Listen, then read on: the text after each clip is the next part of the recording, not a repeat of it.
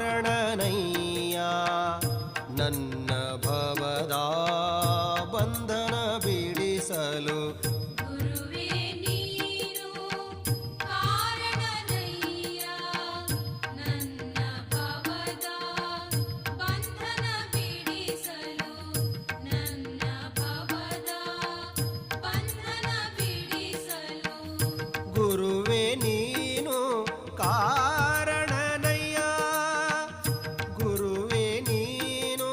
ಕಾರಣನಯ್ಯ ಮಾಂಸಪಿಂಡ ಹೋಗಿ